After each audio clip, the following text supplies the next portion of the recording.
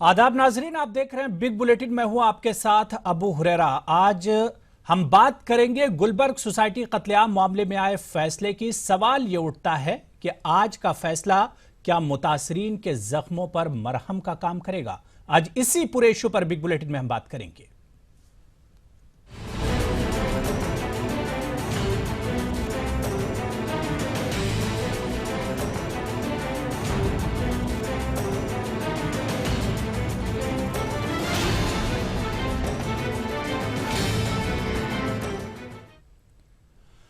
जी हां नाजरीन, 2002 गुजरात फसादात आजाद हिंदुस्तान के माथे पर बदनुमा दाग है। गोधरा ट्रेन आतिशजदगी के ठीक एक दिन बाद अहमदाबाद की गुलबर्ग सोसाइटी में होने वाले कत्लेआम ने रियासती सरकार पर सवाल खड़े किए थे।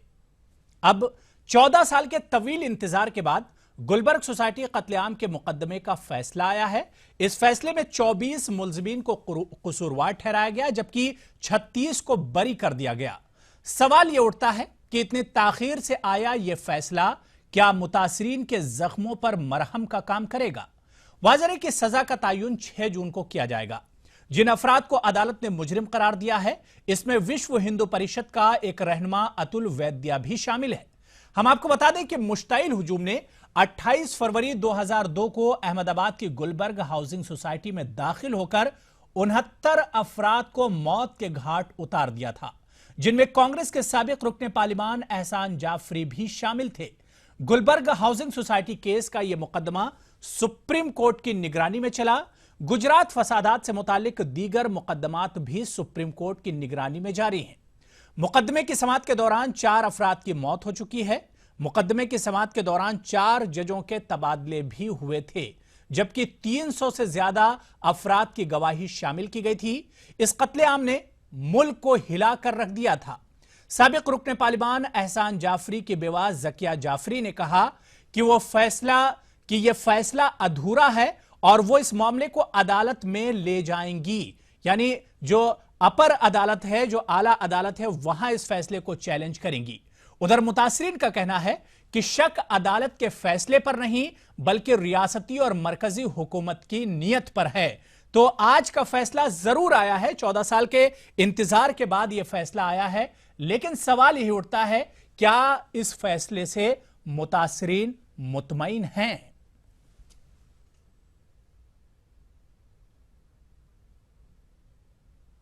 तो चलिए इस पर रिएक्शन भी देख लेते हैं। जकिया जाफरी और तीस्ता सीतलवाड़ का क्या कुछ कहना है आज के फैसले पर, वो हम आपको सुनवाते हैं।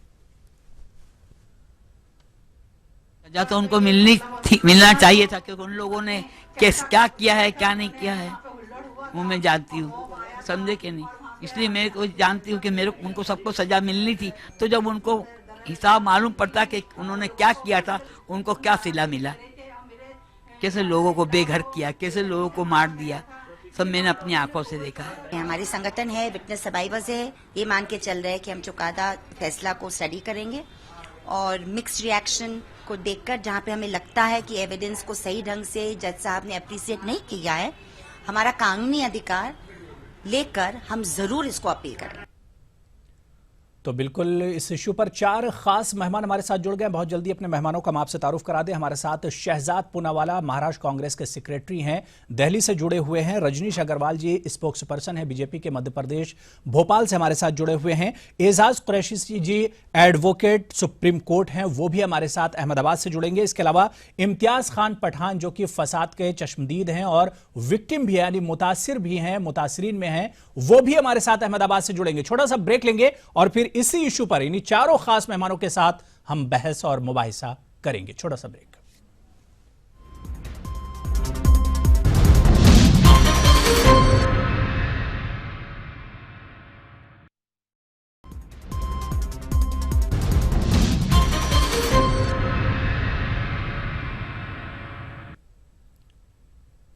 तो बिग बुलेटिन में हम बात कर रहे हैं गुलबर्ग सोसाइटी कत्लेआम मामले में आए फैसले की। सवाल यह उठता है कि मुतासरीन को इस फैसले से कितना सुकून मिला या कितने मुतमईन हैं मुतासरीन आज के फैसले से। 4 खास मेहमान हमारे साथ जुड़े हुए हैं। ब्रेक्स पर जाने से पहले हमने अपने मेहमानों का आपसे तारुफ कराया था। 4 खास मेहमानों का हमारे इस खास प्रोग्राम में खैर मकदम है। सबसे पहले इम्तियाज खान पठान जी, जो कि जिनकी आंखों के सामने ये पूरा फसाद हुआ था, कत्लेआम हुआ था, और वो मुतासिर हैं, विक्टिम हैं इस पूरे फसाद के, हमारे साथ जुड़े हुए हैं। इम्तियाज खान पठान जी, 14 साल के तवील अरसे के बाद, यानी लंबे इंतजार के बाद फैसला आया है। कितने मुतमईन हैं आप, कितने संतुष्ट हैं आज के फैसले से? ये जो फैसला आया है कोर्ट का, इससे मेरे को बिल्कुल संतुष्ट नहीं हूँ जी, क्योंकि मैंने काफ़ी 23 नाम दिए थे जी। और 23 नाम से लगभग 20 आरोपी तो वो आ गए, पर जो कोर्ट ने जो पीआई केजी एडा थे, वहाँ के इंस्पेक्टर थे, उनको बाइज्जत बरी कर दिया। और कोर्ट ने ये बयान दिया कि बोले कि ये साजिश के तहत नहीं था, ये एक षड्यंत्र नहीं था। अच्छा। तो मैं एक बात ये कहना चाहूँगा कि ये षड्यंत्र कैसे नहीं था। जब सुबह में जाफरी साहब ने सभी मिनिस्टरों को और पुलिस के आला अफसरों को फ़ोन किए थे जी। और उसमें से जब 10:30 बजे पीछे शहर कमिश्नर जो आए थे वहाँ पर और प्रोटेक्शन का आश्वासन दे के गए और वहाँ पर कर्फ्यू लगाने का बोल के गए, उसके बाद शाम के 4:30 बजे तक कोई पुलिस वहाँ पर नहीं आई थी। और शाम को जिस वक्त ये जो हत्या हो गई, सारे लोगों को जिंदा जला दिया, मार काट कर दिया गया था, तो शाम को पुलिस वहाँ पर आई और शाम को हमको वहाँ से कैंप की तरफ ले गई थी और हमको सेफ साइड निकाला था और उस टाइम पे उन्होंने फायरिंग करते हुए निकाला था।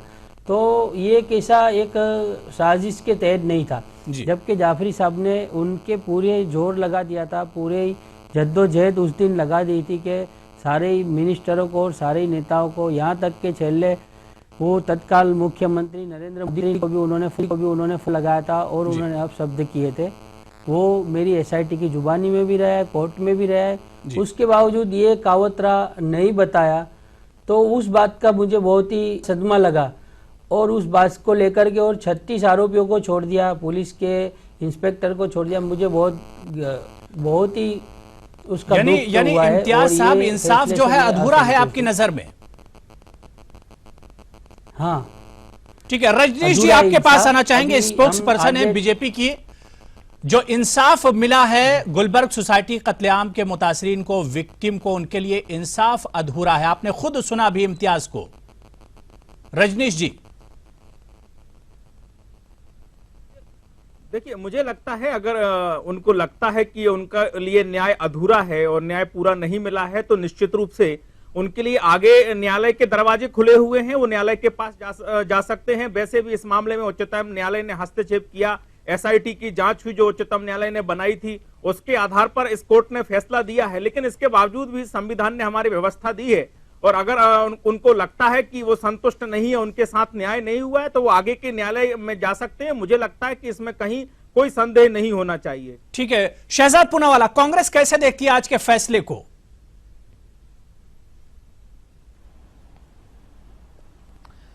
आज के फैसले को मैं ये कहूंगा कि बड़ा ही अफसोसजनक है और जिस तरीके से मोदी सरकार, मोदी हुकूमत जो गुजरात में थी, वो अपने मंसूबों में सफल हो चुकी है।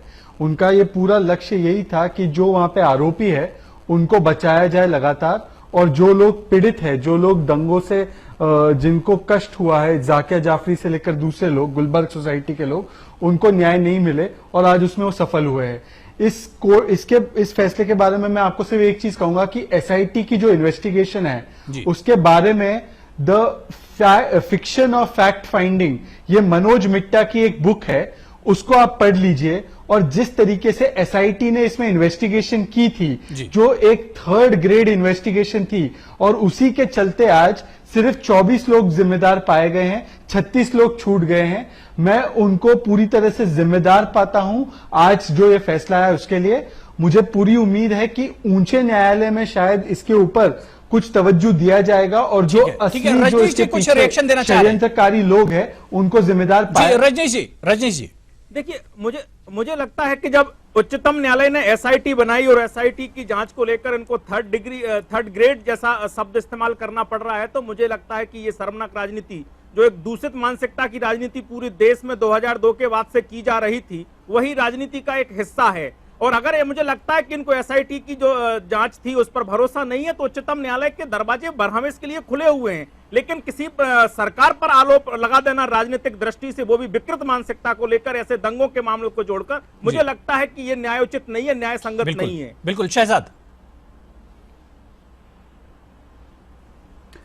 मैं आपको बताना चाहता हूं, एसआईटी बहुत जल्दबाजी में थी मोदी जी को क्लीन चिट देने के लिए। उन्होंने क्लोजर रिपोर्ट दायर कर दी, आज उसके खिलाफ अपील चल रही है हायर कोर्ट में। दूसरी बात, एसआईटी के राघवन साहब और मोदी जी के बीच में बहुत सारे लिंक पाए गए हैं। मैं उसका यहां पे बयान नहीं करना चाहता, वो लिंक भी हम लोग निकाल रहे हैं और कोर्ट के सामने रख रहे हैं, तो ज्यादा जल्दबाजी मत दिखाइए। तीसरी बात, सुप्रीम कोर्ट ने गुजरात दंगों के कई मामलों को गुजरात के बाहर भेजा था क्योंकि उनको पता था कि वहां पे न्याय नहीं हो सकता है। तो आप ये अपने ऊपर एक ये जो लगा है कि सुप्रीम कोर्ट को अगर उस पर भी आक्षेप खड़ा करना है, मुझे लगता है कि आपको कभी संतुष्टि नहीं मिलेगी। आपको उच्चतम न्यायालय से भी अगर फैसला आ जाएगा तो राजू रामचंद्रन ने भी कहा था नहीं मिलेगी, कि रिपोर्ट क्योंकि मानसिकता में आपके जिस प्रकार का जहर भरा हुआ है, आप जिस प्रकार समाज को बांटना चाहते हैं और अपनी राजनीति रोटी सेकना चाहते हैं, उसी के कारण ये स्थिति बन रही है। और वही कारण है कि जनता आपको नकार रही है, दूषित मानसिकता की जो राजनीति आप कर रहे हैं देश में। आप इतना घबरा क्यों रहे हैं? आप इतना घबरा क्यों रहे हैं? हम लोग इसको हायर कोर्ट में ले जाएंगे, तो इसके लिए आप घबरा रहे हैं। गलत जानकारी चैनल के माध्यम से दे रहे हैं, इसलिए आप घबरा रहे हैं। गलत जानकारी दे रहे हैं और आप झूठ बोल रहे हैं। मैं अगर गलत जानकारी दे रहा हूं तो आप मेरे खिलाफ केस कर दीजिए। न्यायालय व्यवस्था देता है, मेरे खिलाफ केस कर दीजिए। उच्चतम न्यायालय, एसआईटी क्या मोदी जी ने बनाई थी? एसआईटी राजू रामचंद्रन ने भी रिपोर्ट दी है, मोदी जी ने बनाई थी क्या? मुझे लगता है जब आप इस प्रकार की जानकारी देकर भ्रम फैलाते हैं और राजनीतिक रोटियां सेकते हैं समाज को बांटकर, वही समाज के सामने, देश के सामने आ गया है। आप लोग बेनकाब हो चुके हैं। ठीक है, एजाज कुरैशी जी हमारे साथ जुड़े हुए हैं, सीनियर एडवोकेट हैं सुप्रीम कोर्ट के। एजाज कुरैशी जी, जो विक्टिम्स हैं उनका कहना है कि वो आज के फैसले से बहुत ज्यादा खुश नहीं, बल्कि मायूसी उनके हाथ लगी है। अब हायर कोर्ट में जाकर वो इस पर, यानी जो अपर कोर्ट है उसमें जाकर वो उसका दरवाजा खटखटाएंगे। तो क्या सवाल ये उठता है, क्या हायर कोर्ट में इस पूरे फैसले पर कोई तवज्जो दी जाएगी? कुछ हासिल होगा विक्टिम को वहां? जी, मैं सबसे पहले मैं आपको ये बात बताऊं कि जिस तरह से हमारी इंडियन जुडिशरी सिस्टम है और हमारे कोर्ट के जो फैसले आते हैं वो गवाह और सबूत की बिना पर ही वो फैसले दिए जाते हैं। यहाँ पर जो भी आज जो फैसला दिया गया है वो गवाह और सबूत के बेस पर ही दिया गया है। अब गवाह और सबूत कोर्ट के सामने पेश करना वो ना ही मेरी जिम्मेदारी है और ना ही आपकी जिम्मेदारी है। गवाह और सबूत कोर्ट में पेश करने की जिम्मेदारी investigation authority number 1 and number 2 prosecution, जो कि कोर्ट में उस केस को प्रेजेंट कर रहा है। यहाँ पर अगर जो आप पूरा केस उठाकर देखें तो जो इन्वेस्टिगेशन अथॉरिटी है उसने सही तरीके से एविडेंसेस कोर्ट के सामने रखे ही नहीं है और सही तरीके से इन्वेस्टिगेशन ही नहीं किया है। उसके लैक्यूना की वजह से, उसके लैक की वजह से यहाँ पर कोर्ट जो है उसने आज अपना ये फैसला दिया कि हम 120 भी नहीं मान रहे हैं। इसको कॉन्स्पिरेसी को भी हम यहाँ पर प्रूव नहीं कर सकते हैं। यहाँ पर जो इन्वेस्टिगेशन अथॉरिटी ने जो एविडेंस कलेक्ट करने चाहिए थे, जैसे मिसाल के तौर पे मैं आपको पहले एक बात बताऊं कि एक आईपीएस ऑफिसर थे राहुल शर्मा जी, उन्होंने एक कॉल डिटेल्स मतलब पूरी निकाली थी AT&T और सेलफोर्स से, जिसके अंदर 5 लाख के ऊपर कॉल मेकर्स की पूरी लिस्ट थी। उन्होंने उस वक्त इन्वेस्टिगेशन अथॉरिटी को वो हैंड ओवर किया। वो हैंड ओवर करने के बाद में जब इन्वेस्टिगेशन आगे चलता रहा, फिर उसको ट्रायल कोर्ट में प्रोड्यूस नहीं किया गया। फिर आज हमारा जो भारत देश, जिसे हम मतलब डिजिटल इंडिया कहते हैं, तो वहां पर वो ये कहा जाता है कि वो फाइल गुम हो गई। तो जब एक SIT जैसी इन्वेस्टिगेशन टीम यहां पर बनाई जाती है, जिसके चीफ और जिसके हेड जो होते हैं वो CBI के रिटायर्ड चीफ रह चुके हैं, और लोगों को एक एतमाद में लिया जाता है कि आपको अब इंसाफ मिलेगा, लेकिन उसके बाद में एविडेंस ऐसे कलेक्ट नहीं किए जाते। अब ट्रायल कोर्ट की जहां तक बात है, 14 साल इन लोगों ने यहां पर ट्रायल कोर्ट में सिर्फ इंसाफ लेने के लिए निकाल दिए, लेकिन हाथ में कुछ नहीं आया। हाथ में सिर्फ यह आया कि 36 लोगों को एक्विटल कर दिया गया। 24 लोगों को कन्विक्ट कर दिया गया और सिर्फ 11 लोगों को 302 के तहत कन्विक्ट किया गया। अब मैं यहां पर एक सवालिया निशान मेरा एक ये लगाऊंगा कि अगर जो ट्रायल कोर्ट में 14 साल हम यहां पर ये विक्टिम ने गुजार दिए, क्या हाई कोर्ट के अंदर अगर जो हम जाएंगे, हम अपील अभी रखेंगे, तो क्या उसकी सुनवाई के अंदर भी कोई स्पीडी जस्टिस हमको मिल पाएगा क्या इस विक्टिम को, या वहां पर भी 10 साल 12 साल 15 साल इसी तरीके से हम चलते रहेंगे? बिल्कुल जाहिर सी बात है, बड़ा सवाल है कि ट्रायल में 14 साल गुजर गए और अगर हायर कोर्ट में मुतासरीन जाते हैं तो वहां क्या होगा, बड़ा सवाल बनता है। और सवाल यह भी बनता है कि क्या रियासती सरकार की जो नीयत है या रियासती सरकार का असर भी इस फैसले पर दिखता है। छोटा सा ब्रेक लेंगे, चारों खास मेहमान हमारे साथ जुड़े हुए हैं। छोटे से ब्रेक के बाद इसी इशू पर अपने मेहमानों से चर्चा करेंगे।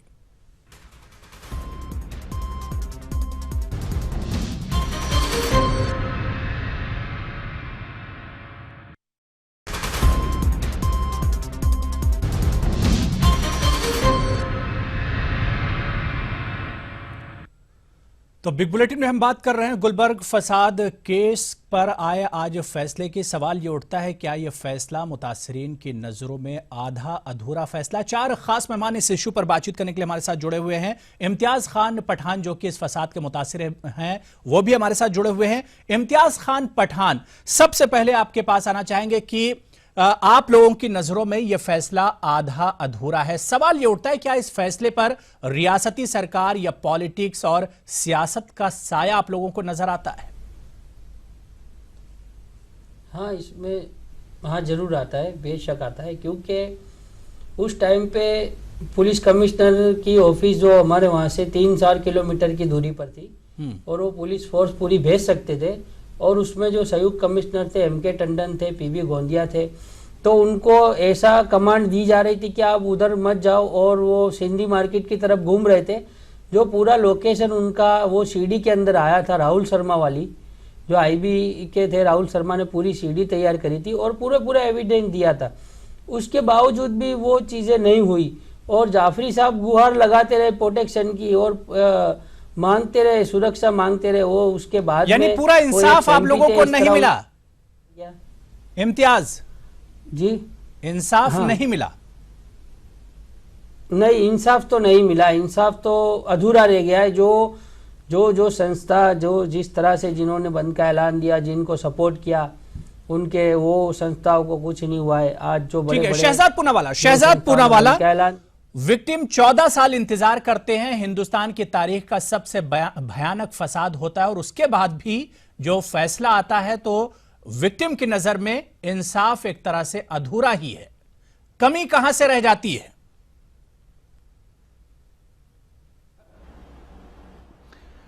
कमी हुकूमत की नीयत में रह जाती है, और मैं उसके लिए आपको 2 तथ्य देता हूं। एक तथ्य, कोडनानी, माया कोडनानी मंत्री थी मोदी जी की, उनकी कन्विक्शन हो गई। कन्विक्शन होने के बाद भी राज्य सरकार ने उनके लिए डेथ पेनल्टी नहीं मांगी। ऐसे तो बहुत लोगों के लिए मांगती, इनके लिए नहीं मांगी, और आज वो माया कोडनानी बेल पर बाहर है।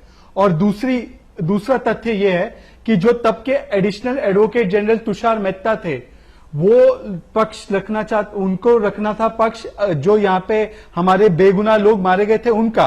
वो थे टच में राम जेठमलानी, मनीष जेठमलानी, मोहन गुरुमूर्ति और बीजेपी के तमाम नेताओं के मतलब क्या है कि इस तरह के फैसलों पर सरकार का असर होता है क्या? मौजूदा सरकारें असर अंदाज करती हैं ऐसे फैसलों पर?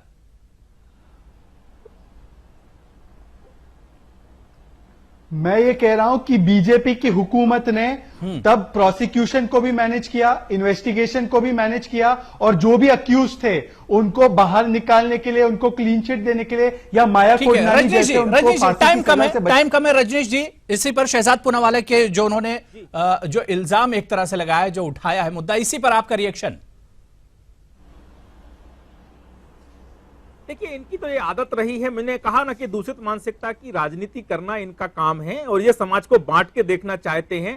मैंने कहा जब सुप्रीम कोर्ट SIT बना रहा है, उसकी जांच को आप 3rd ग्रेड का बोल रहे हो, तो इसका मतलब आप सुप्रीम कोर्ट आप जाते, आपने कहते आपने SIT खराब बनाई, आप बताते कि इसने जांच 3rd ग्रेड की है, आप जो एविडेंस आज मीडिया के सामने रख रहे हैं वो एविडेंस आप कोर्ट के सामने रखते, लेकिन चूंकि आपको राजनीति करना है, वो भी गंदी राजनीति करना है समाज के बीच में, आज इसलिए कोर्ट ने ऐसे भी कहा है प्रवचन कि आप एविडेंस की लगातार कमी की वजह से छोड़ा जा रहा है, समाज के सामने एविडेंस ही था और वो। यही मुझे लगता है कि कोर्ट में जो लड़ाई लड़ना आज चाहे तो कोर्ट कोर्ट ने में कहा लड़ना है कि चाहिए, एविडेंस की संविधान कमी ने थी। अधिकार तो दिया है, एविडेंस की सबको कमी मतलब हक है लड़ने इन्वेस्टिगेशन का आगे गलत भी, था। लेकिन ये जिस प्रकार के आरोप 2002 से लगातार भारतीय जनता पार्टी पर या मोदी जी पर लगाते आ रहे हैं, उनका जवाब इनके पास में नहीं है, क्योंकि ये केवल इनका काम आरोप लगाकर छोड़ देना है। ये सुप्रीम कोर्ट तक गए, बार बार गए, मुझे लगता है उसके बाद भी ये वही माया कोडनानी किसकी मंत्री थी? कौन सी पार्टी से थी माया कोडनानी?